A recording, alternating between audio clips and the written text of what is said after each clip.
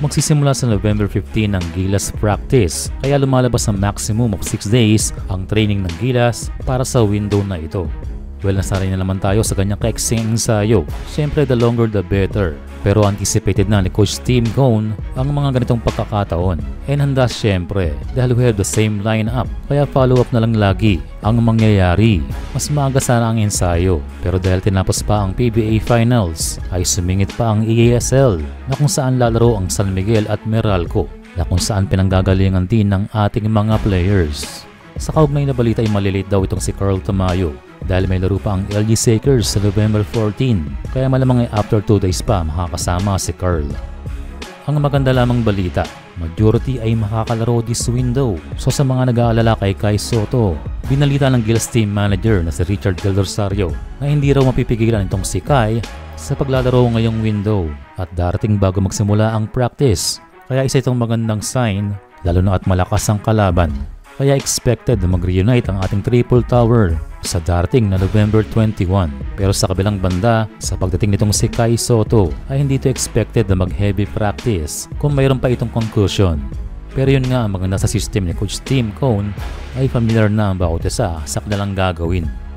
May balita na pinag-decide si Japet Aguilar kung siya nga ba'y maglalaro at kung sakaling hindi siya tumanggap ng spot, most likely si Mason Amos ay papasok sa Final 12. Yes, kailangan si Japet ni Coach Tim Cone, pero kung ito ay nagparaya, ay may magandang epekto naman sa Philippine basketball dahil nagkakaroon ng movement para sa next generation ng Gilas. Pagdating naman sa ating naturalize, ay si Justin Brownlee pa rin ang nakaschedule. Ang balita ay kasalukuyan pa itong nagpapalakas dahil sa nakakapagod na PBA Finals. Meron talagang history ng fatigue itong si Brownlee. Pero kapag nakabalik naman ito sa kondisyon, ay siguradong binibigay ang kanyang 100%. Katulad lamang noong FIBA OQT.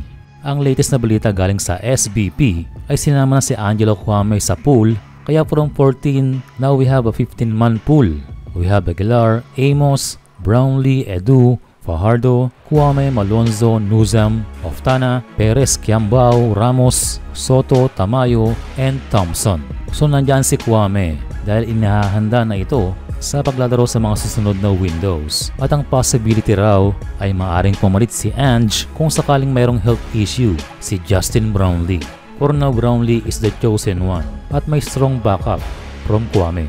Samantala inaasahan din si AJ Edu na magbalik na rin sa Pilipinas kasabay nitong si Kai Soto. Well, mapapansin na siya ay hindi na pinaglaro ng Nagasaki Velka noong last game para na lamang masigurado na healthy si AJ sa darating na mga games, lalo na sa New Zealand. Well, may size din tong tall blocks, kaya kailangan natin ng big man stopper na maibibigay ni AJ Edu. Well, kung hindi tayo nagkakamali, first time natin makakarap ang NZ na mayroong AJ Edu sa lineup at magko-complement ito kila Junmar Fajardo and Kai Soto sa ilalim. Ang advantage, lahat ng games ay sa ating home court at magsisimula sa games sa tall blocks sa November 21.